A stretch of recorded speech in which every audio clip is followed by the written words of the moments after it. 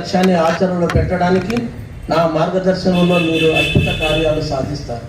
అందుకే మనమందరం అన్యథా శరణం నాస్తి త్వమేవ శరణం మమ అని పరిపూర్ణ విశ్వాసంతో మన జీవితాలను స్వామికి అంకితం చేయడమే, స్వామి చేతులలో మన జీవితాలను పెట్టడమే, ఆయనను మన హృదయపీఠంపై స్థిరముగా నిలుపుకున్నంత కాలము మనము స్వామి దివ్యస్థాలలో భద్రంగా ఉన్నట్లు.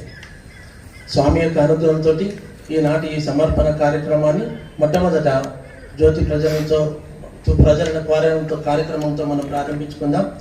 ఈ కార్యక్రమానికి ఈనాటి ముఖ్య అతిథిగా విచ్చేసిన డాక్టర్ అరుణ్ కుమార్ అయ్యప్పన్ గారిని వేదిక మీదకి సాధారణంగా ఆహ్వానిస్తూ, వారితో పాటుగా శ్రీ లక్ష్మణ్ గారు,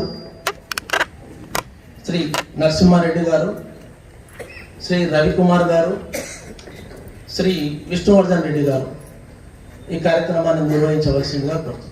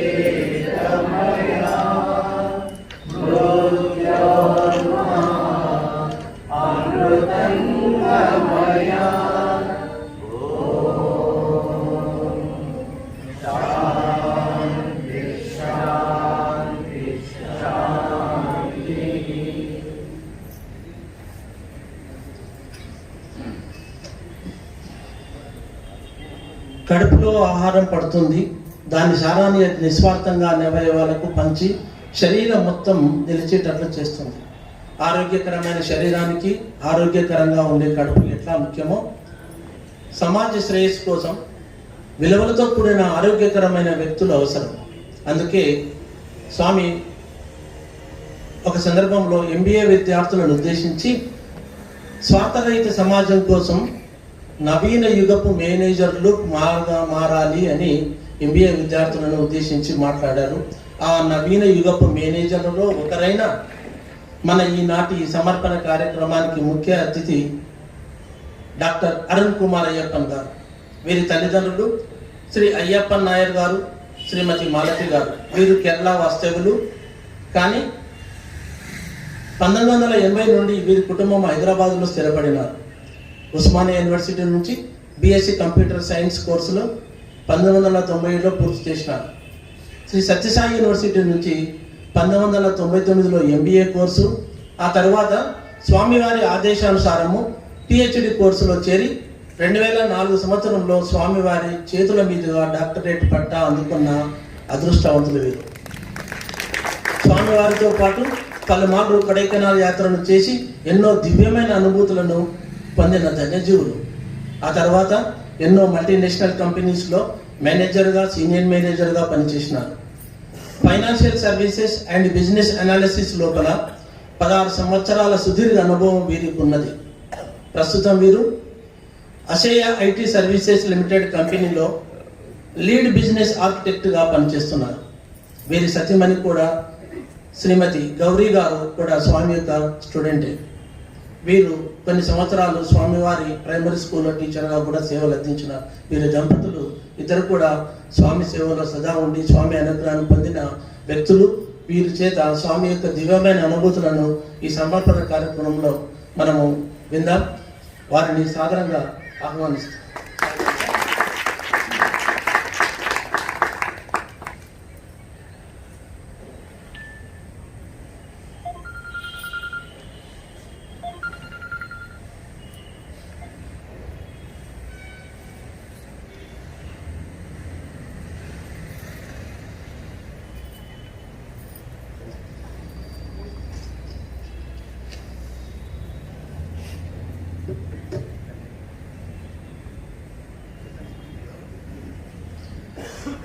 ఓం శ్రీ సాయిరామ్.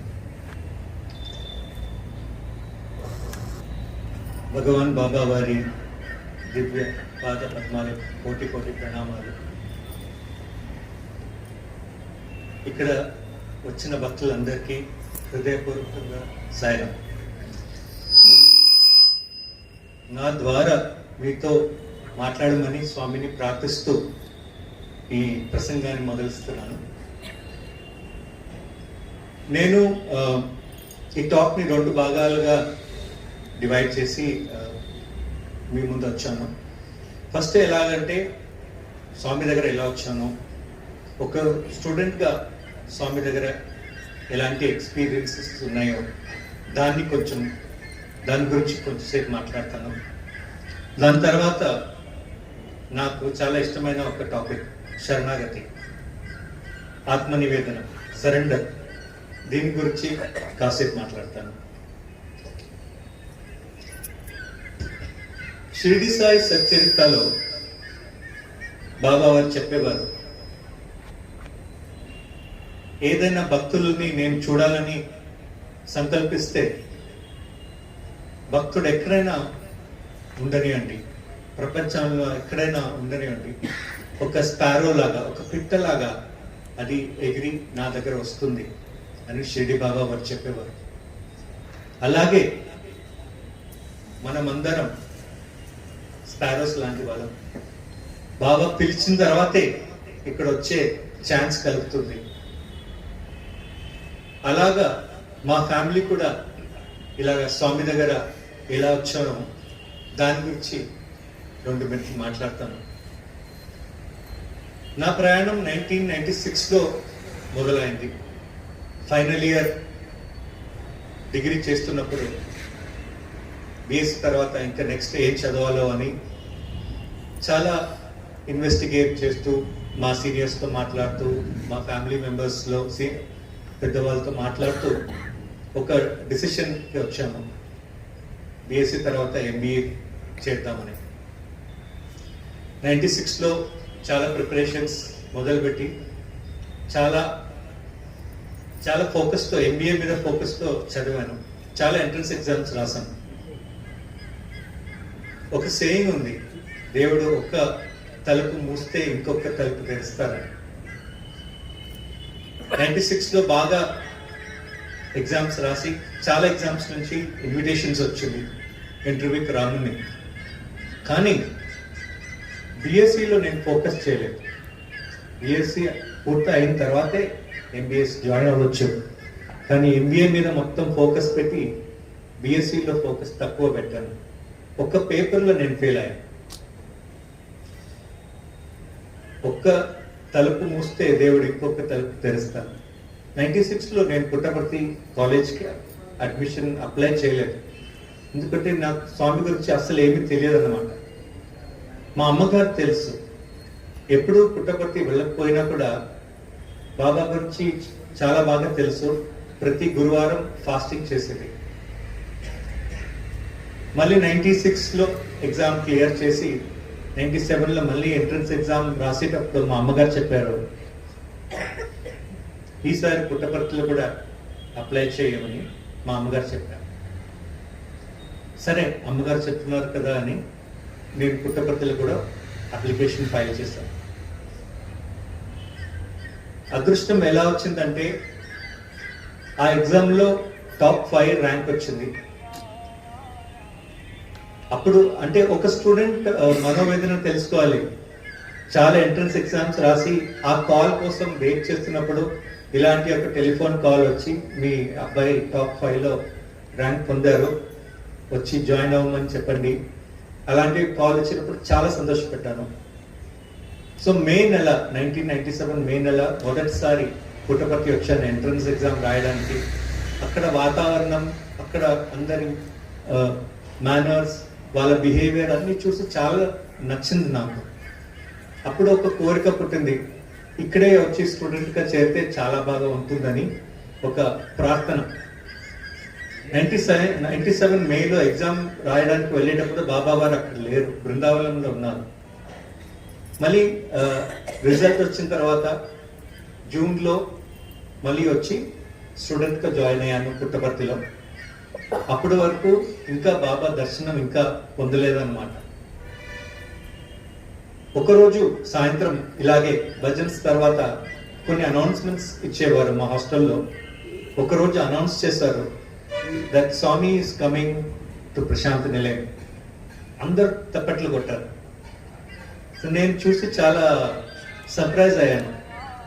ఎందుకో అని నాకు అర్థం కాలేదు. కొన్ని రోజుల తర్వాత 15th of June, నాకు డేట్ ఇంకా గుర్తుంది, 15th of June 97 అనౌన్స్ చేశారు, బాబా వారు వస్తున్నారు. మేమందరం స్టూడెంట్స్ ఇన్స్టిట్యూట్ క్లాసెస్ నుంచి మందిరం వెళ్ళాము దర్శనం కోసం. అప్పుడు మొదటిసారి బాబా దర్శనం నాకు ఇంకా చాలా గుర్తొచ్చింది. బాబా వారు నవ్వుతూ కారు నుంచి దిగి అందరు స్టూడెంట్స్ చూసి స్మైల్ చేశారు, అభయహస్తం చూపించారు. ఆ దృశ్యం ఇంకా చాలా గుర్తుకొస్తా ఉంది. వేదం చాంటింగ్ నడుస్తోంది, భజన నడుస్తోంది, మ్యూజిక్ బ్యాండ్ మ్యూజిక్ నడుస్తోంది. ఆ దర్శనంతో చాలా సంతోషం కలిగింది. అదే రోజు సాయంత్రం మళ్ళీ స్టూడెంట్స్ మందిరానికి వచ్చాము దర్శనం కోసం. బాబా వారు లేడీస్ సైడ్ దాటిన తర్వాత జెంట్ సైడ్ వచ్చారు. మళ్ళీ సడన్ గా మా స్టూడెంట్స్ గ్రూప్ మధ్యలో నుంచి బాబా నడిచొచ్చారు. ఆ గ్రూప్ మధ్యలో నేను మా క్లాస్మేట్స్ కొంతమంది కూర్చున్నాము. మా క్లాస్మేట్ ఒక అబ్బాయితో బాబా వారు మాట్లాడారు. ఎక్కడి నుంచి వచ్చావు, ఏ కోర్స్ జాయిన్ అయ్యావు అని ఇంగ్లీష్లో అడిగారు. మళ్ళీ బాబా వారు ఇలా నా పక్కన నుంచి నడిచి వెళ్ళేటప్పుడు సడన్ గా నా వైపు చూసి నన్ను కూడా అడిగారు, వేర్ యూ కమ్ ఫ్రమ్, ఎక్కడి నుంచి వస్తున్నావు. అప్పుడు స్వామి వారిని స్వామి అని పలకరించాలని కూడా నాకు ఇంకా తెలియదు అనమాట. సో స్వామి వారు వేర్ యూ కమ్ ఫ్రమ్ అని అడిగితే పాడన్ సార్ అనే స్వామిని నేను సర్గా బోధించాను. పాడన్ సార్ అని అడిగితే స్వామి మళ్ళీ అడిగారు, వేర్ యూ కమ్ ఫ్రమ్ అంటే, sir I come from Hyderabad అని చెప్పాను. నేను హైదరాబాద్ నుంచి వచ్చాను సార్ అని చెప్పాను. విచ్ కోర్స్ అని అడిగారు. మళ్ళీ నేను పాడన్ సార్ అంటే బాబా వారు మళ్ళీ అడిగారు, విచ్ కోర్స్ అంటే, సార్ MBA కోర్స్. స్వామి నవ్వుతూ వెళ్ళిపోయారు ఇంటర్వ్యూ రూమ్కి. మొట్టమొదటిసారి బాబా వారు సంభాషణ కూడా ప్రసాదించారు. ఒకే రోజు దర్శనం సంభాషణ రెండు ప్రసాదించారు. అలాగా కొన్ని రోజుల తర్వాత బాబా వారు రెగ్యులర్ గా మాట్లాడేవారు, అడిగేవారు, నీ పేరేంటి, అరుణ్ అంటే మీనింగ్ ఏంటి. అలాగా చాలాసారి మాట్లాడేవారు. సాయిబాబా అంటే మీనింగ్ ఏంటి ఒకరోజు అడిగారు, what is the meaning of Saibaba. అప్పటి వరకు చాలా మంది చాలా మీనింగ్స్ చెప్పేవారు. నేను ఒక ఆన్సర్ ఇచ్చాను. అప్పుడు స్వామి నవ్వుతూ divine mother and father Sai Baba అని చెప్పారు. ఒకరోజు మందిరానికి వచ్చే సమయంలో మా అమ్మగారు కాల్ చేస్తారు హైదరాబాద్ నుంచి. అప్పుడు మా అమ్మగారు వర్క్ చేసిన ప్రైవేట్ కంపెనీలో చాలా కొంచెం ఫైనాన్షియల్ ప్రాబ్లమ్స్ ఉన్న వల్ల చాలా మంది ఎంప్లాయీస్ ని రిటైర్మెంట్ తీసుకోమని చెప్పారు. సో ఆ ఎంప్లాయీస్ లో మా అమ్మగారు కూడా ఉన్నారు. దానివల్ల కొంచెం మెంటల్ స్ట్రెయిన్ అన్నమాట. చాలా బాధ కలిగింది మదర్. ఎందుకంటే ముగ్గురం మేము కాలేజ్లో ఉన్నాము, ముగ్గురం బ్రదర్స్. సో మా అమ్మగారు ఏం చెప్పారంటే, స్వామితో మాట్లాడటానికి ఛాన్స్ వస్తే ఒకసారి దీని గురించి చెప్పు, స్వామి బ్లెస్సింగ్స్ కోరు అని మా అమ్మగారు చెప్పారు. ఇవన్నీ విని నాకు చాలా బాధ కలిగింది. దర్శనానికి బాబా వారు వచ్చేటప్పుడు నేను చాలా సాడ్ ఫేస్తో కూర్చున్నాను అక్కడ. బాబా గారు చూశారు, ఇంటర్వ్యూ రూమ్ వెళ్ళారు. ఇంటర్వ్యూ ముగించిన తర్వాత బాబా వారు బయట వచ్చి టీచర్స్తో స్టూడెంట్స్తో మాట్లాడుతున్నారు. అప్పుడు నన్ను చూసి పిలిచారు, ఏంటి castor oil face. Castor oil అంటే ఎవరైనా చాలా సాడ్ ఫేస్ గా దుఃఖంగా ఉంటే బాబా వారు క్యాస్టర్ ఆయిల్ అని చెప్పేవారు. ఏ క్యాస్టర్ ఆయిల్ ఇక్కడ రా అని చెప్పారు. నేను స్వామి దగ్గర వెళ్ళి స్వామి అడిగారు, ఏంటి మీ ముఖం ఎలా ఉండేటి అంటే నేను మొత్తం ఎక్స్ప్లెయిన్ చేశాను. అప్పుడు స్వామి ఇలా భుజం మీద చేపెట్టి చెప్పారు, స్వామితో ఉన్నప్పుడు దీని గురించి బాధపడకు. మళ్ళీ ఇంగ్లీష్లో చెప్పారు, you do my work, I will do yours. అంటే నువ్వు నా పని చేయి, నేను నీ పని చేస్తాను అని స్వామి బ్లెస్సింగ్స్ ఇచ్చి, అదే మా అమ్మగారు కూడా నేను తెలియచేశాను, స్వామి గారు ఇలా బ్లెస్సింగ్ చేశారని. సో ఈ బ్లెస్సింగ్స్ నాకు ఒక్కటే కాదు, ఇది అన్ని డివోటీస్కి మెసేజ్ ఏంటంటే, మీరు స్వామి పని చేయండి, స్వామి మీ పని చేస్తారు. ఇంకొక ఎక్స్పీరియన్స్ గుర్తొస్తుంది. ఇది 1998 కొడైకెనాల్లో జరిగింది. కొడైకెనాల్ అనుభవం ఎలాగుంటుందంటే, స్వామి వారు కొన్ని స్టూడెంట్స్ని సెలెక్ట్ చేసి స్వామితో పాటు కొడైకెనాల్ తీసుకువెళ్ళేవారు. అదృష్టం ఏంటంటే పొద్దున 5:30 నుంచి సాయంత్రం 7 గంటల వరకు మీరు స్వామి సన్నిధిలో ఉంటారు. జస్ట్ ఫిజికల్ ప్రెజెన్స్, అంటే స్వామి ఇక్కడ ఉంటే మీరు అక్కడ అంత దగ్గరగా కూర్చొని పొద్దున నుంచి సాయంత్రం వరకు స్వామిని అంత దగ్గరగా చూసుకోవచ్చు. అది అదృష్టం అన్నమాట. సో 1998 ఆ ట్రిప్ దాదాపు 1 నెల లాంగ్గా ఉంటుంది. లాస్ట్ డే మళ్ళీ బయలుదేరి బెంగళూరు వచ్చేస్తున్నాము. అందరు స్టూడెంట్స్ స్వాభావికంగా చాలా దుఃఖంగా ఉన్నారు, ఎందుకంటే మళ్ళీ ఇలాంటి అవసరం దొరకదు ఈ జన్మలో. సో స్టూడెంట్స్ అందరూ స్వామి రూమ్ బయట కూర్చున్నాము. సో స్వామి రూమ్ అదే అనుకుంటే దాని పక్కనే ఒక సోఫా చైర్ ఉంది స్వామి కూర్చోడానికి. స్వామి వారు ప్రతిరోజు వచ్చి ఆ చైర్లో కూర్చొని బాయ్స్తో మాట్లాడేవారు. నిన్న ఏమేమి జరిగింది, స్వామి డిస్కోర్స్లో ఏ పాయింట్స్ మీద మాట్లాడారు, దాని మీద డౌట్స్ ఏమైనా ఉందా, ఈరోజు ప్లాన్స్ ఏమిటి, ఎక్కడైనా బయట వెళ్తున్నామా, అలాంటి డిస్కషన్స్ స్వామి వారు స్టూడెంట్స్తో చేసేవారు. ప్రతిరోజు స్వామి డోర్ బయట ఆ సోఫా మీద కూర్చునేవారు. సో ఈ రోజు లాస్ట్ డే, ఆ ట్రిప్ లాస్ట్ డే మేమందరం లగేజ్ అని బస్సులో పెట్టేసి పైకి వచ్చి కూర్చున్నాం స్వామి డోర్ బయట. అందరు స్టూడెంట్స్ కైనా లాస్ట్ నేను వచ్చాను అన్నమాట. చివరిగా నేను వచ్చినప్పటికే స్వామి వారు బయట వచ్చారు, రూమ్ బయటకు వచ్చారు. స్వామి వారు అక్కడ స్టూడెంట్స్ తో మాట్లాడుతున్నారు. నేను చివరి లైన్ లో కూర్చున్నాను. స్వామి వారు తెలుసు అందరి మనసులో ఏం నడుస్తుంది, అందరూ దుఃఖంగా ఉన్నారు, కొంతమంది ఏడుస్తున్నారు, కానీ స్వామి నవ్వుతారు, అందరితో మాట్లాడుతున్నారు. అప్పుడు నా మనసులో కోరిక పుట్టింది, ఏంటంటే స్వామి వారు అంత దూరంలో కూర్చోన్నారు, నేను చివరి లైన్లో కూర్చున్నాను, ఒక్కసారి ఆ పాద పద్మాలకు స్పర్శించడానికి ఒక ఛాన్స్ ఇవ్వాలని ప్రార్థించాను అన్నమాట. ఏమైనా కోరిక అంటే స్పిరిచువల్ థాట్స్, ఏమైనా కోరిక మీరు స్ట్రాంగ్గా కోరుకుంటే బాబా వారు ఎప్పుడు దాన్ని రెస్పాన్స్ ఇస్తారు. ఆ రోజు ఏమైందంటే, నేను ఇలాగా ఒక కోరికతో ప్రార్థించిన తర్వాత బాబా వారు నా వైపు చూశారు, డైరెక్ట్ ఐ టు ఐ చూసి, నా పక్కన ఇంకొక ఖాళీ చైర్ ఉన్నమాట, దాంట్లో ఎవరు కూర్చోట్లేదు. స్వామి నా వైపు చూసి ఆ ఖాళీ చైర్ చూశారు. నాకు అనిపించింది స్వామి వారు ఏదో సిగ్నల్ ఇస్తున్నారని. మళ్ళీ స్వామివారు కుర్చీ నుంచి లేచి, కమాన్ బాయ్స్ కిందకి పోదామని బాబా వారు లేచి కుర్చీ నుంచి లేచి చివరి లైన్కి వచ్చి ఈ ఖాళీ చైర్లో కూర్చున్నాను. ఖాళీ చైర్లో కూర్చుంటే నేను ఇప్పుడు ఫస్ట్ లైన్లో కూర్చున్నాను. సో స్వామి పాదపద్మాలకు స్పర్శించడానికి బాబా వారు ఆ సేవ చేయడానికి ఛాన్స్ ఇచ్చారు. సో ఈ ఎక్స్పీరియన్స్ ఎందుకు చెప్తున్నానంటే, చాలా స్ట్రెంగ్త్తో భక్తితో స్వామిని కోరుకుంటే స్వామి వారు ఎప్పుడు రెస్పాండ్ చేస్తారు. అది తెలియచేయడానికి ఈ ఎక్స్పీరియన్స్ మీకు చెప్పాను. ఇంకొక మంచి ఎక్స్పీరియన్స్ చెప్తానండి. ఇది కూడా 1999-2000 ఆ టైంకి జరిగింది. ఇది స్వామివారు అప్పుడు బృందావనంలో ఉన్నారు. అది వెకేషన్ కాబట్టి కొంత స్టూడెంట్స్ కూడా అక్కడే ఉన్నాం బృందావనంలో. అప్పుడు ముద్దనహಳ್ಳಿ నుంచి టీచర్స్ వచ్చారు.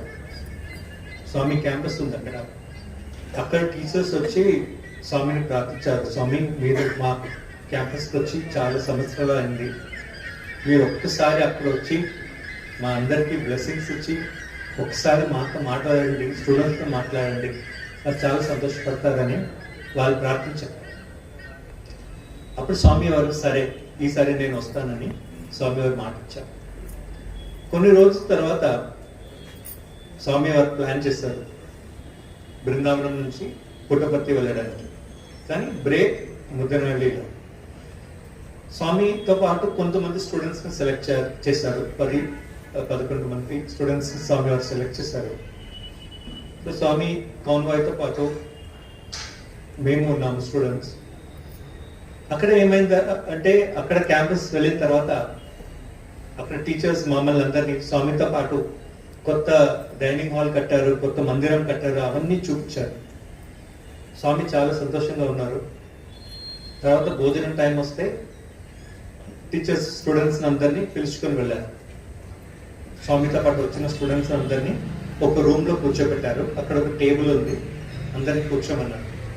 కానీ ఒక చైర్ షార్ట్, అంటే 11 మంది ఉన్నాము, 10 చైర్లే ఉన్నాయన్నమాట. సో ముందు ఎక్స్పీరియన్స్ లాగా చివరిగా వచ్చింది నేనే. 10 మంది కూర్చున్నారు, నేను మాత్రం అక్కడ నిల్చోకున్నాను. ఒక టీచర్ పరిగెత్తుకుని వెళ్ళారు, నేను ఇంకొక చైర్ తీసుకొస్తానని పరిగెత్తుకుని వెళ్ళారు. అదే సమయానికి స్వామివారు ఈ హాల్ లోపల వచ్చారు.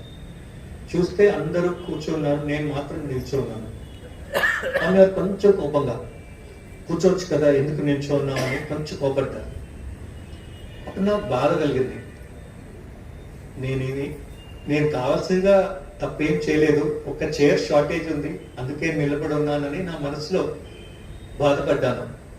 అప్పుడు ఇంకొక సీనియర్ టీచర్ వచ్చి కమ్ విత్ మీ, ఇంకొక రూమ్ ఉంది అక్కడ, ఇంకొక టేబుల్ ఉంది అక్కడ కూర్చోమని తీసుకువెళ్ళాను.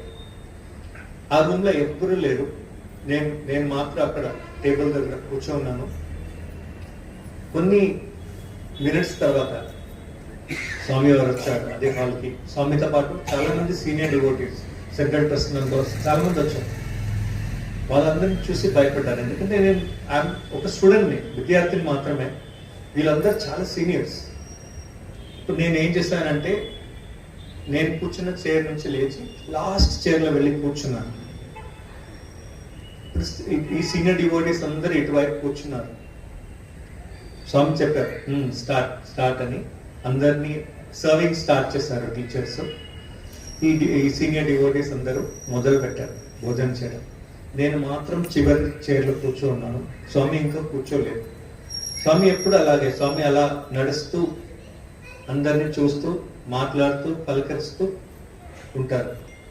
ఆ రోజు కూడా అందరూ ఏమేమి తింటున్నారు ఇంకా వడ్డించండి, అందరితో అలా మాట్లాడుతూ స్వామి వచ్చి కూర్చున్నారు. ఎక్కడ కూర్చున్నారు? ఆ లాస్ట్ చైర్లో నేను ఎక్కడ కూర్చున్నానో దాని పక్కన బాబావారు వచ్చి కూర్చున్నారు. అంటే ఒక 5 నిమిషాల ముందు నేనేమనుకున్నాను, స్వామివారు నా పైన కోప్పడ్డారని. కానీ ఇప్పుడు అసలు విషయం ఏంటి, ఇలాంటి ఒక అనుభూతి, ఒక బ్లెస్సింగ్ ఇవ్వాలని బాబా ఆ డ్రామా ఆడారు. సో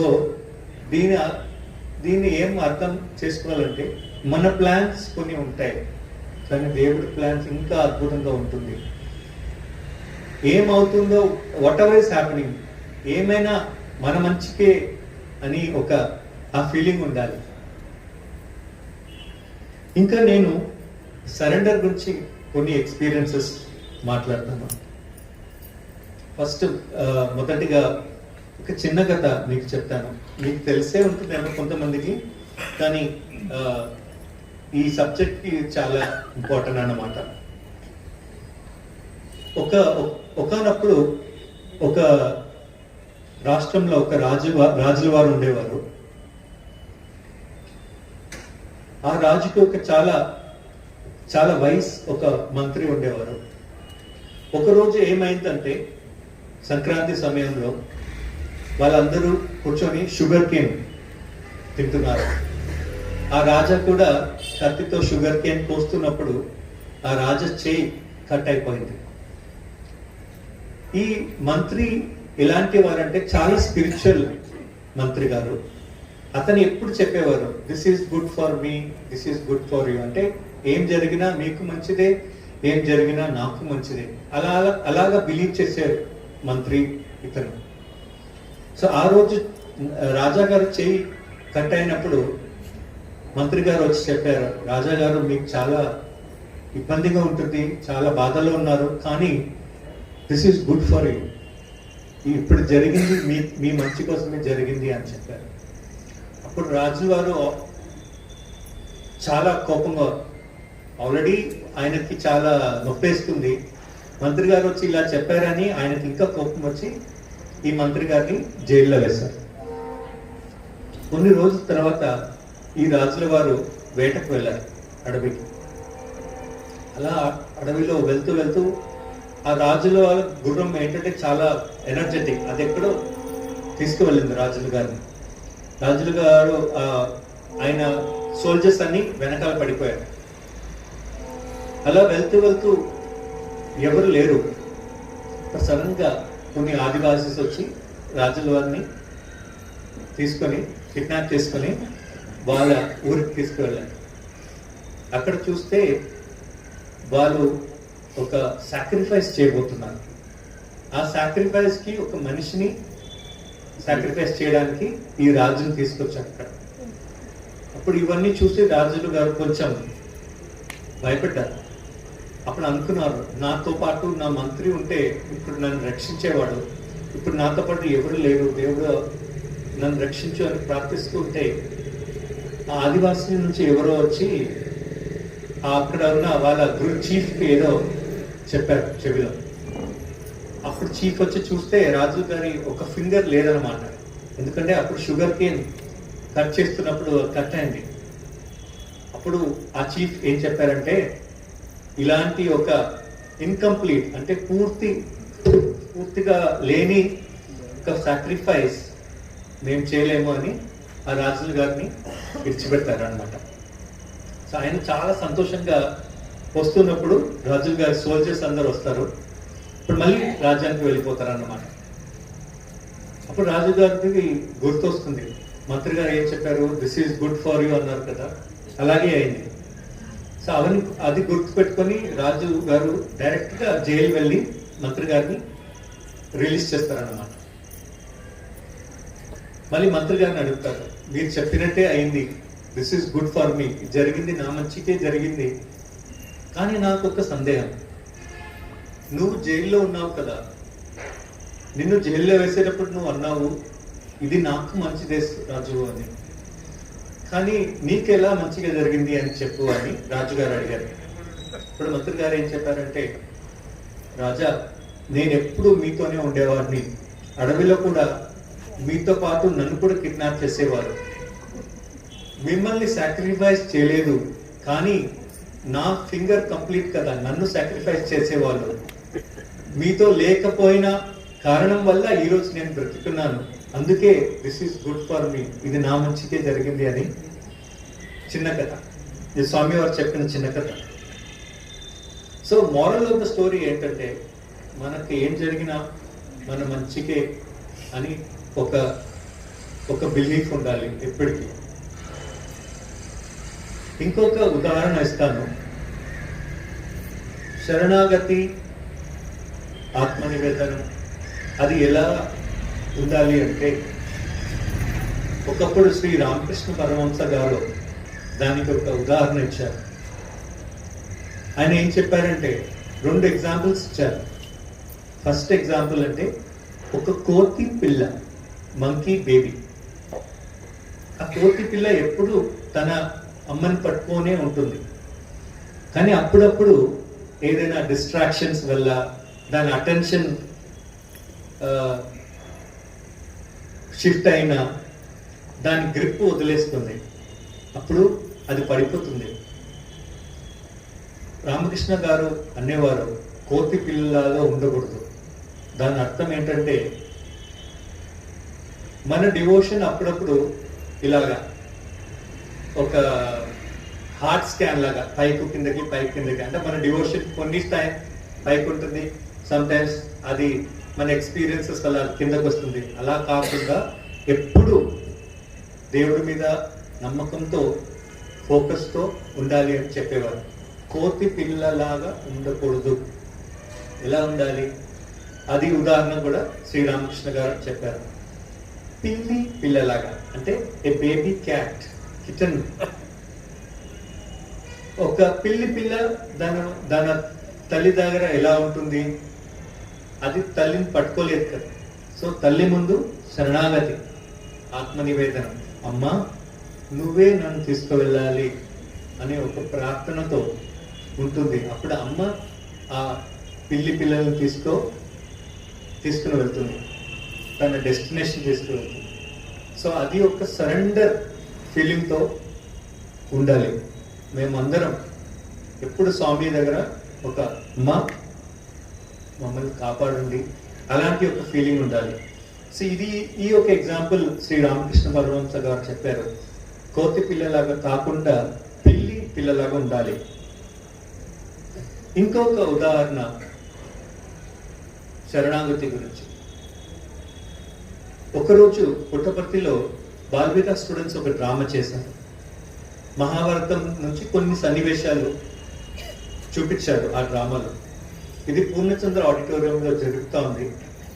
నేను చాలా దూరం నుంచి చూస్తున్నాను స్టేజ్లో డ్రామా, చిన్నపిల్లలు. నాకు ఒక సీన్ చాలా గుర్తుండిపోయింది. ఆ సీన్ ఏంటంటే ద్రౌపది వస్త్రాహరణం సీన్ అన్నమాట. ఆ సీన్లో ఏమవుతుందంటే తన చీరను పట్టుకుంటూ కృష్ణ కృష్ణ అని ప్రార్థిస్తూ ఉంటుంది. కానీ కృష్ణుడి నుంచి ఏమీ రెస్పాన్స్ లేదన్నమాట. చివరిగా ద్రౌపది తన చీరను వదిలేసి 2 చేతులు నమస్కరిస్తూ కృష్ణ కృష్ణ అని ప్రార్థిస్తే అప్పుడు శ్రీకృష్ణుడు గారు రెస్పాండ్ చేస్తారు. నేను చాలా దూరంగా చూసినా కూడా ఇది నేను అబ్జర్వ్ చేశాను.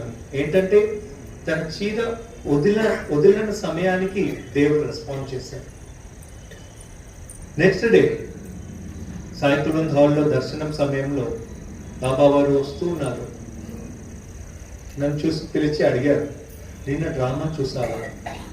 చూసాను స్వామి. ఇలా ఉంది స్వామి, చాలా బాగుంది.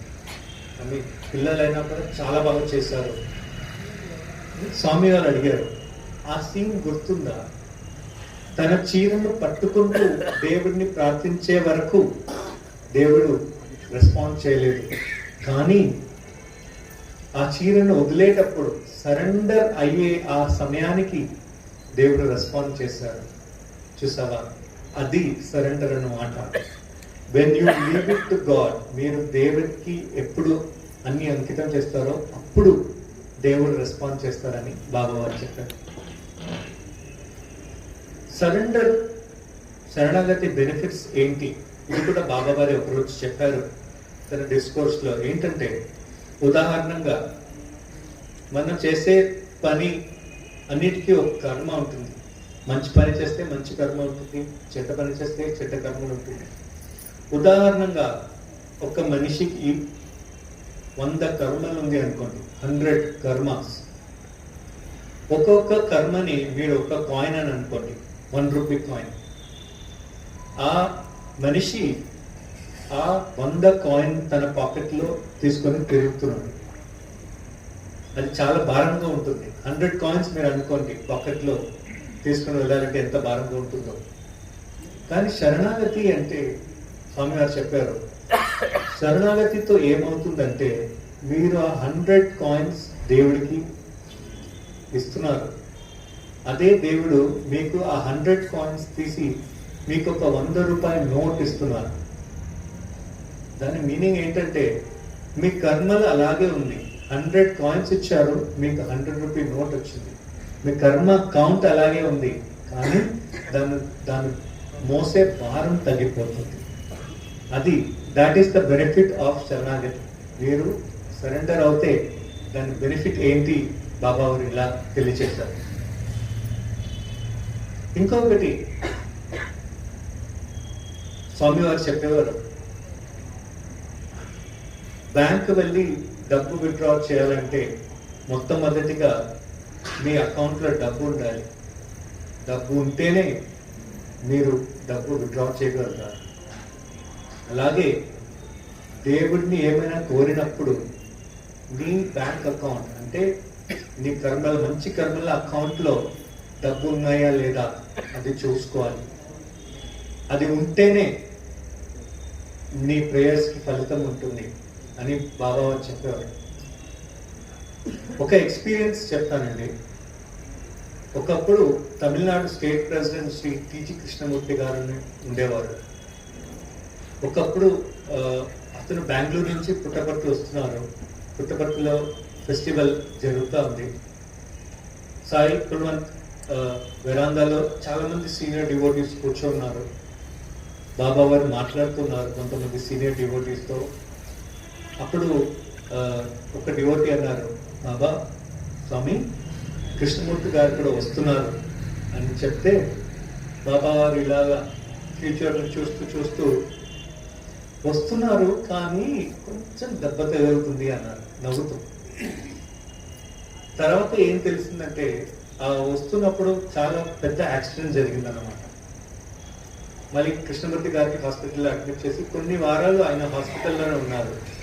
కానీ బ్రతికి క్షేమంగా మళ్ళీ పుట్టపర్తి వచ్చారు. పుట్టపర్తి వచ్చి స్వామి దర్శనం చేస్తూ ఏడుస్తూ స్వామి పాదపద్మాలు స్పర్శిస్తూ ఆయన చెప్పారు, స్వామి మీరే నన్ను కాపాడారు. అప్పుడు స్వామి వారు చెప్పారు, నేను కాపాడలేదు, నువ్వే కాపాడుకున్నావు. నేను చెప్పినట్టు బ్యాంకులో బ్యాలెన్స్ ఉంటేనే విత్డ్రా చేయగలుగుతారు. అలాగే నువ్వు సాయిరామ్ అని పిలిచేటప్పుడు నేను చూశాను నీ అకౌంట్లో బ్యాలెన్స్ ఉందా లేదా. బ్యాలెన్స్ ఉంది కాబట్టి నేను రక్షించాను. ఇది ఒక్కటి మేమందరం ఎప్పుడు గుర్తుంచుకోవాలి. మన అకౌంట్లో ఎప్పుడు బ్యాలెన్స్ ఉండేదాకా చూసుకోవాలి. అప్పుడే దేవుడు మన ప్రేయర్స్ స్పందిస్తారు. ఇంకా ఫెయిత్ గురించి, నమ్మకం గురించి బాబా వారు ఒక ఉదాహరణ ఎలా ఇచ్చారంటే, ఎప్పుడు దేవుడి మీద నమ్మకం ఉంచాలి. చాలా చాలా స్ట్రగుల్స్ వస్తాయి, ఛాలెంజెస్ వస్తాయి, కానీ ఎప్పుడు ఆ పాద పద్మాలని ఎప్పుడు విడకూడదు. స్వామి ఎగ్జాంపుల్ ఇచ్చారు ఎందుకని.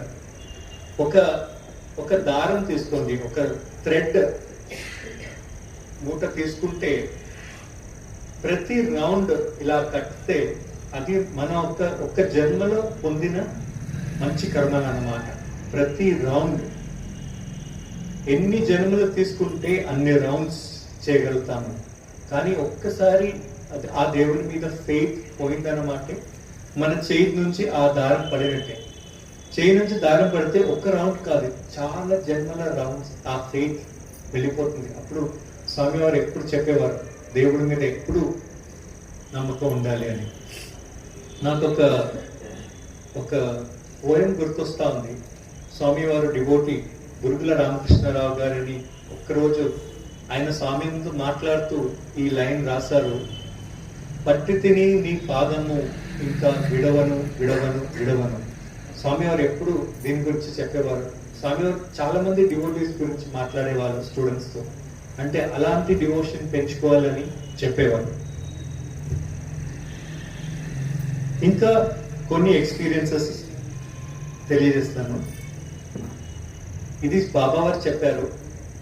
బాబావారు శ్రీ రామకృష్ణ పరమహంస లైఫ్ నుంచి ఒక సన్నివేశం చెప్పారు. అంటే స్వామి దగ్గర ప్రతి ఒక్క డివోటీ, అంటే ఒక డాక్టర్ దగ్గర వెళ్ళే పేషెంట్స్, ప్రతి ఒక్క పేషెంట్కి బాధ వేరేగా ఉంటుంది, సిక్నెస్ వేరేగా ఉంటుంది. దానికి డాక్టర్ కూడా వేరే వేరే మెడిసిన్ రాసిస్తారు. అలాగే ప్రతి డివోటీ కూడా స్వామి దగ్గర వచ్చేటప్పుడు మన కండిషన్స్ వేరేగా ఉంటుంది, మన ప్రేయర్స్ వేరేగా ఉంటుంది. ఒక్కొక్క డివోటీకి ఏం సూట్ అవుతుందో అదే ప్రసాదం దేవుడిస్తారు. సో ఈ స్టోరీలో ఏమవుతుందంటే, శ్రీరామకృష్ణ గారు ఉండేవారు. శ్రీరామకృష్ణ గారు కూడా కొంతమంది స్టూడెంట్ డిసైపుల్స్ ఉండేవారు. ఇప్పుడు బాబా దగ్గర స్టూడెంట్స్ ఎలా ఉన్నారో అప్పుడు శ్రీరామకృష్ణ దగ్గర కూడా కొంతమంది స్టూడెంట్స్ ఉండేవారు. ఒకరోజు ఒక పాఠం నేర్పించడానికి శ్రీరామకృష్ణ గారు ఒక స్టూడెంట్ని పిలిచి అంటారు, ఈరోజు నువ్వు మార్కెట్ వెళ్ళి చేప తీసుకురా, ఫిష్ తీసుకురా అని ఆ అబ్బాయిని పంపిస్తారు. ఆ అబ్బాయి పేరు రాఖాల్. ఈ అబ్బాయి ఎలా అంటే చాలా సున్నితంగా, చాలా సాఫ్ట్ నేచర్, ఎవరైనా ఏమైనా చెప్తే చాలా బాధపడేవారు. సో ఈ అబ్బాయి మార్కెట్ వెళ్తూ మార్కెట్ వెళ్ళాలంటే ఒక రివర్ క్రాస్ చేయాలి. సో ఒక బోట్లో కూర్చొని దాటాలన్నమాట. ఆ బోట్లో కూర్చొని వెళ్తున్నప్పుడు కొంతమంది విలేజర్స్ ఈ అబ్బాయిని చూసి ఏదో చెడ్డగా మాట్లాడారు.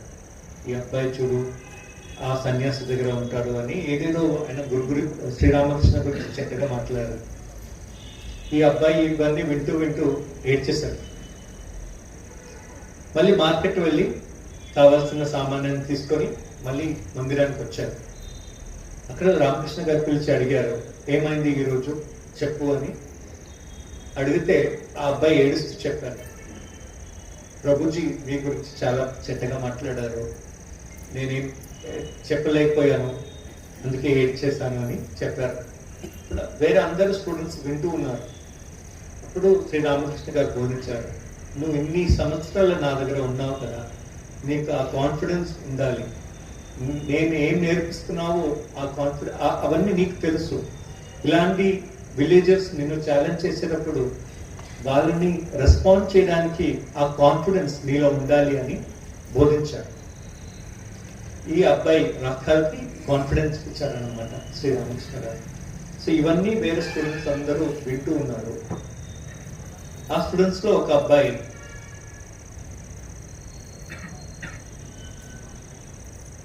పేరు గుర్తు రావట్లేదండి. ఆ అబ్బాయి చాలా ఎనర్జెటిక్ అన్నమాట, ఓవర్ కాన్ఫిడెంట్ అబ్బాయి. సో అబ్బాయి ఇవన్నీ వినేసి ఆయన ఏమనుకున్నాడు, నాకు ఇలాంటి ఛాన్స్ వస్తే ఆ విలేజెస్ ని చాలా ఛాలెంజ్ చేస్తానని అబ్బాయి అనుకున్నాడు అనమాట. కొన్ని రోజుల తర్వాత శ్రీరామకృష్ణ గారు ఈ అబ్బాయిని పిలిచారు. పిలిచి ఈరోజు నువ్వు వెళ్ళి మార్కెట్ నుంచి సామాన్ తీసుకురా అని చెప్పారు.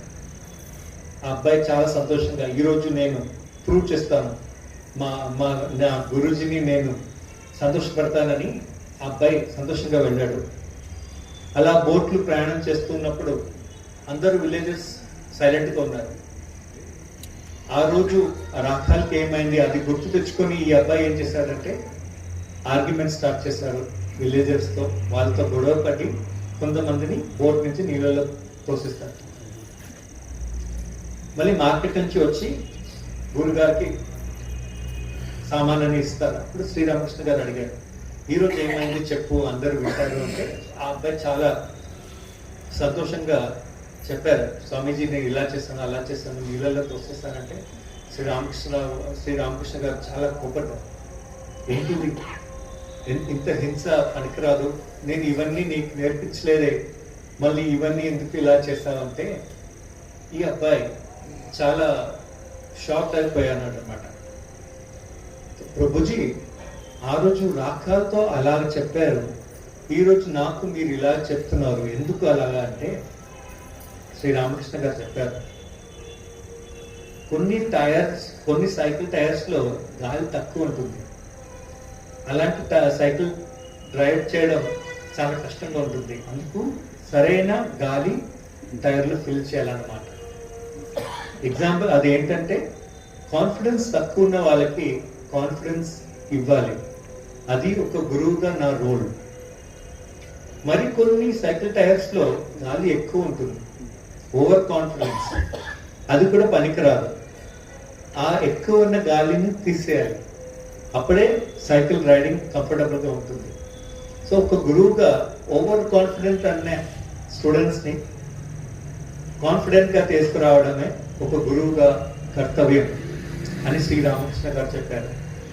అదే ఈ స్టోరీ చెప్తూ బాబా గారు చెప్పారు, అదే నా పని కూడా. కాన్ఫిడెన్స్ తక్కువ ఉన్న వాళ్ళకి కాన్ఫిడెన్స్ ఇస్తాను, చాలా ఎక్కువ కాన్ఫిడెన్స్ ఉన్న స్టూడెంట్స్కి నేను వాళ్ళని కొంచెం న్యూట్రల్గా తీసుకొస్తాను. ఈ ఉదాహరణ ఎందుకు చెప్తున్నానంటే, ఒకప్పుడు నేను స్కూల్లో ఉండేటప్పుడు నేను ఎప్పుడు స్టేజ్లో వెళ్ళేవాడిని కాదు, ఎందుకంటే భయం. ఒక ఆడియన్స్ చూస్తే భయం. స్వామివారు మెల్లమెల్లగా ఇన్స్టిట్యూట్లో డ్రామాస్లో నన్ను పిలిచేవారు. కాలేజ్లో MBA డ్రామాస్ చేసేవాళ్ళం. మళ్ళీ ప్రతి కాన్వకేషన్ డ్రామాస్కి సెలెక్ట్ చేసేవారు. అలాగే అందరి ముందు డ్రామా యాక్ట్ చేసి ఆ ఎక్స్పీరియన్స్తో పాటు మళ్ళీ ఇలాగా కొన్ని మీటింగ్స్లో స్వామి గురించి మాట్లాడడానికి పిలిచినప్పుడు, అంటే ఫస్ట్ టైం కొడైకెనాల్లో 1998 కొడైకెనాల్లో స్వామివారు చెప్పారు డివోటీస్ ముందు మాట్లాడమని. చాలా భయపడ్డారు. ఆ రోజు నేను మాట్లాడే ముందు స్వామి పాద స్పర్శం చేసేటప్పుడు బాబావారు ఇలా టచ్ చేశారు. కానీ ఆ టచ్ చేసినప్పుడు నాకు అనిపించింది నా బాడీలో చాలా ఎనర్జీ వచ్చిందని. ఆ టాక్ అయిన తర్వాత మళ్ళీ నమస్కారం తీసుకున్నప్పుడు బాబావారు మళ్ళీ టచ్ చేశారు. అప్పుడు నాకు అనిపించింది మళ్ళీ ఆ ఎనర్జీ స్వామిలో కలిసిపోయిందని. ఈరోజు మీ ముందు నేను ఇలా నించొని మాట్లాడుతున్నా ఎందుకంటే ఒకప్పుడు ఈ గాలి తక్కువ ఉన్న టైర్లో బాబావారు ఆ కాన్ఫిడెన్స్ ఇచ్చారన్నమాట. నేను చెప్పాను డివోటీస్ గురించి కొన్ని ఎక్స్పీరియన్సెస్ చెప్తాను. బాబావారు ఎప్పుడు పాత డివోటీస్ గురించి చెప్పేవారు. స్కూల్లో ఉన్నప్పుడు స్వామి ఎక్స్పీరియన్సెస్ చెప్పేవారు. రెగ్యులర్గా చెప్పిన ఒక డివోటీ వెంకటగిరి రాజా గురించి.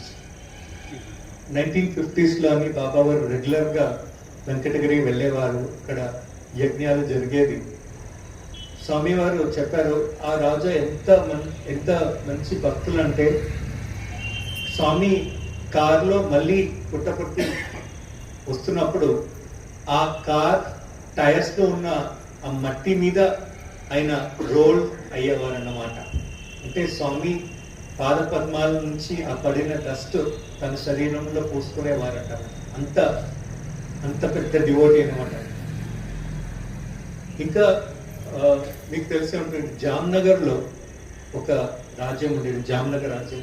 ఇక్కడ జడేజాస్ అని రాయల్ ఫ్యామిలీ. అక్కడి నుంచి రాజావారు రాణివారు స్వామి డివోటీస్. నేను ఉన్న హాస్టల్ పుట్టపర్తి హాస్టల్ ఎంట్రన్స్లో వాళ్ళ ఫొటోస్ ఉండేవారు. ఎందుకంటే ఈ ల్యాండ్ అన్ని ఆ హాస్టల్ కట్టించిన అన్ని వీళ్ళే, రాజా రాణి వాళ్ళు. సో ఒకసారి ఏమైందంటే స్వామివారు ఆ రాజా గారు చెప్పారన్నమాట, నేను కాశీ తీసుకెళ్తాను, కేదార్నాథ్ తీసుకెళ్తాను, అలాగన్నీ చెప్పారన్నమాట. కానీ ఒకరోజు సడన్గా రాజావారు చనిపోయారు. రాజావారు బాడీ అలా ఉన్నా కూడా ఫ్యామిలీ మెంబర్స్ అందరు ఏం నోటీస్ చేస్తారంటే, ఆయన ఏదో సౌండ్, ఎవరో మాట్లాడుతున్నట్టు ఒక సౌండ్ వినిపిస్తుంది. వాళ్ళు చాలా సర్ప్రైజ్ అయిపోయారు. ఈయన అయితే చనిపోయారు, కానీ ఈ సౌండ్ అని ఎక్కడి నుంచి వస్తుంది అంటే, చాలా నెలల తర్వాత స్వామిని కలిసేటప్పుడు బాబావారు చెప్పారు, ఆయన చనిపోయినా కూడా నేను అతన్ని తీసుకువెళ్ళి కాశీ కేదార్నాథ్ అన్ని దర్శనం చేయించానని, మీరు విని శబ్దం నా వయసే అని చెప్పారు. సో బాబా అంటే ఆయన ప్రామిస్ ఇస్తే అదే ఖచ్చితంగా జరుగుతుంది. ఇంకొక ఎక్స్పీరియన్స్ ఇస్తాను. ఇంగ్లీష్లో చెప్తారు, God delays but doesn't deny. అంటే దేవుడు మన ప్రేయర్స్ని రెస్పాండ్ చేయడానికి కొంచెం టైం పడుతుందేమో, కానీ ఖచ్చితంగా రెస్పాండ్ చేస్తారన్నమాట. ఇది ఏమైందంటే, ఒకసారి వింటర్ వెకేషన్లో బాబావారి బృందావనంలో ఉంటే, నేను అప్పుడు PhD చేస్తున్నాను. రీసెర్చ్ స్కాలర్స్ అని పిలుస్తారు PhD స్కాలర్స్ని పుట్టపర్తిలో. అప్పుడు బాబావారు అడిగారు, రీసెర్చ్ స్కాలర్స్ అందరూ ఏం చేస్తున్నారంటే, నాకు మెసేజ్ పంపించారు పుట్టపర్తిలో, మమ్మల్ని అక్కడ రమ్మన్నారు బృందావనం. అప్పుడు స్వామివారి బృందావనంలో ఉంటే అక్కడ ఎక్కడ రూమ్స్ దొరకవు, ఫుల్ డివోటీస్ ఉంటారు, చాలా మంది ఫాలోవర్స్ వస్తారు. మా హాస్టల్లో కూడా అక్కడ బృందావనం హాస్టల్లో కూడా చోటు దొరకలేదు. మేము చాలా తిరిగాము, లగేజ్ తీసుకొని చాలా తిరిగి ఇక్కడ రూమ్ దొరకలేదు. చివరిగా ఏం చేసామంటే మందిరం పక్కన ఒక ఇంటి పైన ట్యాంక్ కింద పడుకున్నాం, అక్కడ నీడల్లో పడుకున్నాం అన్నమాట. సో మనసులో చాలా బాధగా ఉంటుంది, ఎందుకంటే పుట్టపర్తిలో చాలా కంఫర్టబుల్గా స్వామి హాస్టల్లో ఉన్నాము. స్వామి మమ్మల్ని ఇక్కడ రప్పించి రూమ్ దొరకలేదు, ఇక్కడ ఏదో ఇంటి ట్యాంక్ కింద పడుకున్నామని బాధేస్తుంది. God delays but doesn't deny. అదే స్వామి నెక్స్ట్ ఇయర్ అదే సమయానికి ఒక్కరోజు కాదు, 2 రోజు కాదు, కానీ 2 నెలలు త్రై బృందావనంలో స్వామితో ఉండడానికి ఛాన్స్ ఇచ్చాం. సో ఇక్కడ టెస్ట్ చేసి దాని ఫలితంగా స్వామి ఇంకొక రిజల్ట్ ఇచ్చారు. సో స్వామి ఎప్పుడు టెస్ట్ చేసినా దాని ఫలితం మంచిగా ఉంటుందని ఒక ఎక్స్పీరియన్స్ అన్నమాట. నేను చివరిగా కాన్వకేషన్ ఎక్స్పీరియన్స్ గురించి ఒక ఎక్స్పీరియన్స్ చెప్పి ఈ టాక్ని ముగిస్తానండి. నేను చెప్పాను రామకృష్ణ గురించి, శ్రీ రామకృష్ణ. సో 1998లో కాన్వకేషన్ డ్రామాలో మీకు తెలిసే ఉంటుంది, కాన్వకేషన్ డ్రామాలో చాలా సన్నివేశాలు ఉంటాయి.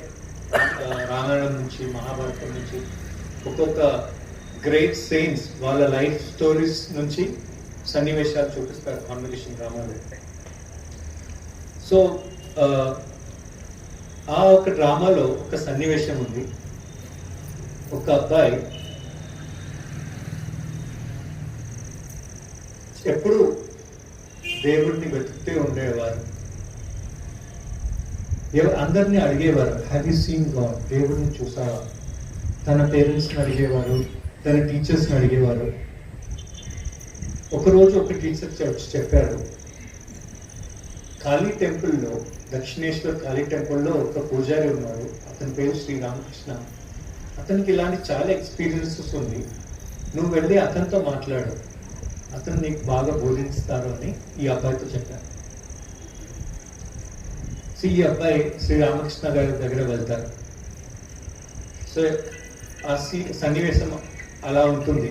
మొట్టమొదటిసారి శ్రీ రామకృష్ణ గారి దగ్గర వెళ్ళి కాళీమాత దర్శనం చేసుకొని అతను అడుగుతారు, Prabhuji have you seen God, మీరు దేవుడిని చూసారా అంటే మొట్టమొదటిసారి ఇలాంటి ఒక రెస్పాన్స్ వస్తుంది, అవును నేను చూశాను, నేను దేవుడిని చూశాను, దేవుడితో మాట్లాడతాను, దేవుడితో ఆడుకుంటాను, దేవుడితో భోజనం చేస్తాను అన్ని. ఇవన్నీ వింటే ఆ అబ్బాయి చాలా సంతోషపడ్డారు. అంటే ఇతనే నా గురువుగా కరెక్ట్గా ఫిట్ అవుతుంది, ఎందుకంటే వేరే ఎవరు దేవుడిని చూడలేదు, ఇతనికి ఒక్కటే ఆ ఎక్స్పీరియన్స్ ఉంది అని. ఆ డ్రామాలో ఆ సన్నివేశం అలా ఉంటుంది.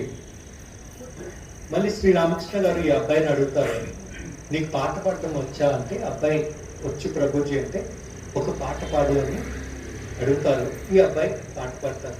సో ఆ డ్రామాలో సన్నివేశం ఇది. ఆ డ్రామాలో ఆ అబ్బాయి పాత్ర చేయడానికి నన్ను సెలెక్ట్ చేశారు. శ్రీ రామకృష్ణగా నా క్లాస్మేట్ ఇంకొక అబ్బాయి దీపక్ అనే అబ్బాయిని సెలెక్ట్ చేశారు. బాబా గారు రిహర్సల్ టైం వచ్చేవారు. మేము కాలేజ్ ఆడిటోరియంలో రిహర్స్ చేస్తున్నప్పుడు బాబా గారు వచ్చి ప్రతి రిహర్సల్ చూసి దానికి అది ఇంకా ఎలా ఇంప్రూవ్ చేయాలని బాబా గారు సలహా ఇచ్చేవారు. ఒకరోజు పూర్ణచంద్ర ఆడిటోరియంలో మా సీన్ ప్రాక్టీస్ అయిన తర్వాత బాబా గారు సడన్గా చెప్పారు, మీ అమ్మ నాన్న అడిగితే చెప్పు, ఈ పాట నువ్వే పాడానని చెప్పు.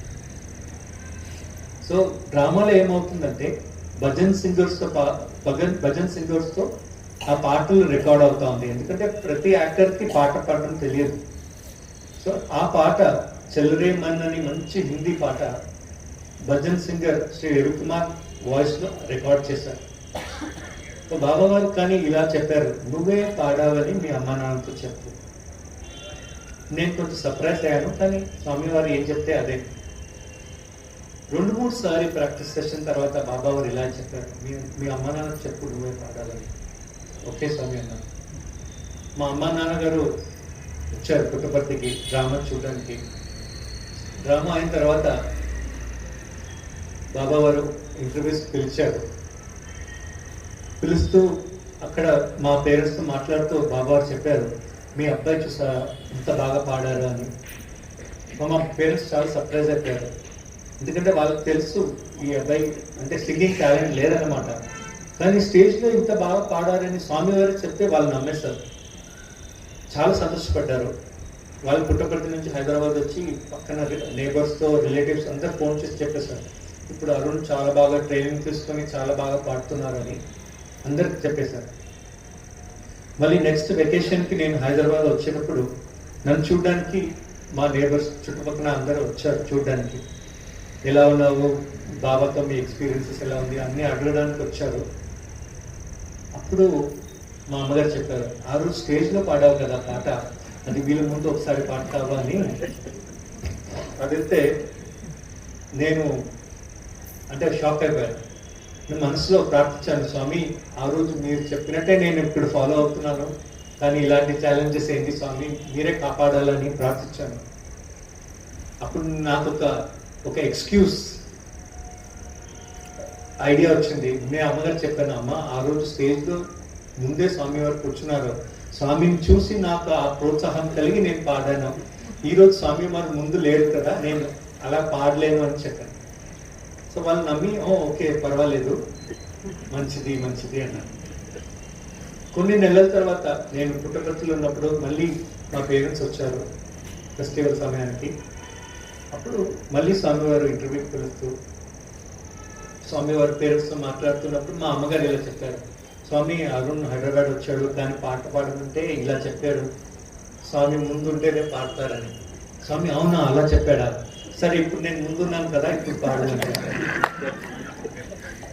ఇప్పుడు నేను మనసులో స్వామి మీరు మళ్ళీ నన్ను టెస్ట్ చేస్తున్నారు, ఏంటి మీ పరీక్ష అని మనసులో ప్రార్థిస్తున్నప్పుడు స్వామివారు నవ్వుతూ, అయ్యో పాపం ఎలా పాడతాడు, పాట పెట్టి లేదు కదా, పాట పెట్టి అంటే హార్మోనియం, పాట పెట్టి ఆ ఇంటర్వ్యూ రూమ్ లో లేదు కదా ఎలా పాడతాడు అని స్వామి ఆ టాపిక్ చేంజ్ చేస్తున్నారు. అంటే ఈ ఎక్స్పీరియన్స్ ఏం తెలుస్తుందంటే దేవుడు మనకు అది ఎందుకు టెస్ట్ చేస్తున్నారో తెలియకపోయినా కూడా బాబా వారు టెస్ట్ చేస్తూ ఉంటారు. ఆ ఎగ్జామ్ పేపర్ రాసేది ఆయనే, కరెక్షన్ చేసేది ఆయన, దానికి ఫలితం రిజల్ట్ ఇచ్చింది కూడా ఆయనే. సో ఏ ఛాలెంజ్ వచ్చినా ఛాలెంజెస్ రాకూడదు అని ఎప్పుడు ప్రే చేయకూడదు, కానీ స్వామి ఆ ఎగ్జామ్ పాస్ అవ్వాలని ఎప్పుడు ప్రార్థించాలి. ఆ ఎనర్జీ కూడా భగవాన్ని మాకు ఇస్తారు. సో ఈ కొన్ని ఎక్స్పీరియన్సెస్తో ఈ టాక్ నేను ముగిస్తున్నాను. ఇక్కడ ఎప్పుడు ఇలాంటి ఒక మీటింగ్లో మాట్లాడమని పిలిస్తే ఎప్పుడు ఇలాంటి ఎక్స్పీరియన్సెస్ గురించి ఆలోచిస్తూ నేను నోట్స్ రాస్తానన్నమాట. ఒకరోజు అలమ్నై ప్రతి జనవరి 1 పుట్టపర్తిలో అలమ్నై మీట్ జరుగుతుంది స్టూడెంట్స్కి. ఒక స్టూడెంట్ అడిగారన్నమాట, స్వామి మీరు ఇంతమంది స్టూడెంట్స్కి ఫ్రీ ఎడ్యుకేషన్ ఇచ్చారు, ఇంత వేల మంది స్టూడెంట్స్కి ఫ్రీ ఎడ్యుకేషన్ ఇచ్చారు, వాళ్ళ ఎలా గ్రాటిట్యూడ్ కృతజ్ఞత ఎలా తెలియచేయాలి అంటే స్వామి వారు చెప్పారు, నన్ను తలుచుకుంటే చాలు, అదే గ్రాటిట్యూడ్ అన్నమాట. సో ఇలాంటి ఎక్స్పీరియన్సెస్ గురించి మీ ముందు నేను వస్తున్నప్పుడు ఎప్పుడు ఆ స్వామిని తలుచుకుంటూ ఇది ఒక విధమైన నా గ్రాటిట్యూడ్ స్వామి వారికి తెలియచేస్తున్నాను. నన్ను స్వామి దగ్గర తీసుకొచ్చిన మా పేరెంట్స్కి నేను కృతజ్ఞత తెలియజేస్తున్నాను. మన అందరూ ఎందుకు చాలా లక్కీ అంటే చాలా జన్మలో మేమందరం ఎత్తాము, కానీ ఆ అవతారం వచ్చినప్పుడు అతన్ని చూసి దర్శనం స్పర్శనం సంభాషణం అది ఒక మహాప్రసాదం. మనందరికీ ఆ గుడ్ లక్. అవతారం వచ్చినప్పుడు అతన్ని దర్శనం చేసుకొని స్వామి మాటలు వినడానికి మనందరికి ఒక ఛాన్స్ వచ్చింది. ఇది మనందరి గుడ్ లక్ అన్నమాట. ఒక నార్త్ ఇండియాలో ఒక సెయింట్ ఉండేవారు, శ్రీ ఆనందమయి మాత అని. చాలా డివోటీస్ ఉండేది ఆ మాతకి. ఒకరోజు స్వామి డివోటీ ఆ మాతని దర్శనం కోసం వెళ్తే ఆయన అడిగారన్నమాట, మాత సత్యసాయి బాబా ఎవరు మీకు తెలుసా అని అడిగితే ఆ మాత గారు ఏం రెస్పాన్స్ చేయలేదన్నమాట. మళ్ళీ కొన్ని నెలల తర్వాత మళ్ళీ ఆ మాత దర్శనం చేసుకోవడానికి వెళ్ళేటప్పుడు ఈ భక్తుడు మళ్ళీ అడిగాడు, మాత భగవాన్ శ్రీ సత్యసాయి బాబా గారు ఎవరు అని ఆ మాతను అడిగితే శ్రీ ఆనందమయ్య గారు అన్నారు, ఇలాంటి ఒక అవతారం ఇంకా 6000 ఇయర్స్కి ఈ భూమికి రాదు అని శ్రీ ఆనందమయ్య గారు చెప్పారు. సో అలాంటి ఒక అదృష్టం, అలాంటి ఒక అవతారం చూడడానికి మనందరికి ఛాన్స్ ఇచ్చినందుకు మనం అందరం స్వామికి ఎప్పుడు కృతజ్ఞత తెలియచేయాలి. మా కాలేజ్లో ఏ సబ్జెక్ట్ అయినా ఆ సబ్జెక్ట్లో స్వామి టీచింగ్స్ని ఎప్పుడు ఇంక్లూడ్ చేసేవారు. మేనేజ్మెంట్లో ఏ టాపిక్ అయినా దాంట్లో స్వామి టీచింగ్స్ ఎప్పుడు చెప్పేవారు. అలాంటి టీచర్స్కి స్వామిని ఎప్పుడు స్వామి గురించి చెప్పిన టీచర్స్కి నేను కృతజ్ఞత తెలియజేస్తున్నాను. మరి ఈ టాక్ నన్ను పిలిచిన ఆర్గనైజర్స్ అందరికీ, మీ అందరికీ నేను కృతజ్ఞత తెలియజేస్తున్నాను.